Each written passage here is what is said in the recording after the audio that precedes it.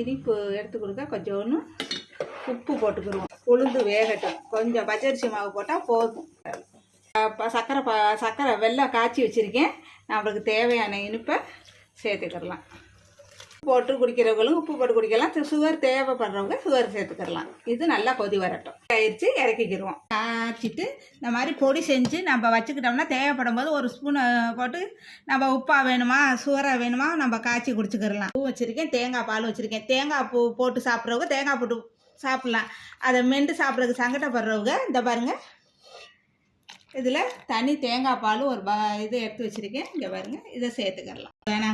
வேணாங்க தருங்க.